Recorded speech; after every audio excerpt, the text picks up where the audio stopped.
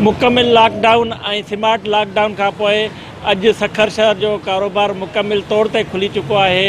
शहर जो जेको मुख्य कारोबारी मर्कज़ आहे घंटा घर उहो मुकमिल तौर ते खुली चुको आहे। मेहरान मर्कज़ में भी कारोबार जी शुरुआत जेका आहे उहा थी चुकी आहे। गरीबाबाद कपड़ा मार्केट मिर्च बाज़ार में भी जेको आहे कारोबार जारी आहे। उनखां सवाइ जिते सोन जो वापार थींदो आहे सराफा बाज़ार उन बाज़ार में भी जेको आहे ख़रीदो फ़रोख़्त जो सिलसिलो जारी थी चुको आहे। उनखां सवाइ शहीदगंज जिते इलेक्ट्रॉनिक्स जो सामान तमामु वॾी मिक़दार में मिलंदो आहे। शहीदगंज में भी जेको आहे कारोबार मुकमिल तौर ते खुली चुको आहे। दुकानदार पंहिंजे दुकाननि में मौजूदु आहिनि। ख़रीदार जेके आहिनि अची वञी रहिया आहिनि। पर जेको आहे अञा ताईं हिते सखर शहर में मुख़्तलिफ़ कारोबारी मर्कज़नि तोड़े बाज़ारनि में SOPs जो ख़्यालु रखियो वञे।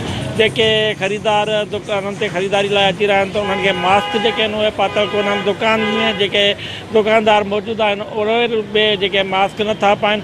उनखां सवाइ समाजी विथी या सोशल डिस्टेंसिंग जो बि को ख़्यालु जेको आहे उहो न पियो रखियो वञे। हींअर ताईं बि सखर में 143 जेको कोरोना जा एक्टिव केसिस मौजूदु आहिनि। जेके जंहिंमां कुझु केसिस जेके आहिनि उहे सखर सिविल अस्पताल में मौजूदु आहिनि। 3 केस जेके आहिनि सखर सिविल अस्पताल में मौजूदु आहिनि। जॾहिं त ॿिया जेके 139 केसिस आहिनि उहे पंहिंजे घरनि में आइसोलेट थियल आहिनि। कोरोना वायरस सखर में न मौजूदु आहे। कारोबार मुकमिल तौर ते जेको आहे उहो खुली चुको आहे। पर हिते SOPs जो ख़्यालु न पियो रखियो वञे। सोशल डिस्टेंसिंग जो ख़्यालु जेको आहे न पियो रखियो वञे। जंहिंजे करे इहो ख़दशो आहे त हीअ जेका वबा आहे उहा वरी जेका आहे उहा फैलिजी सघे थी।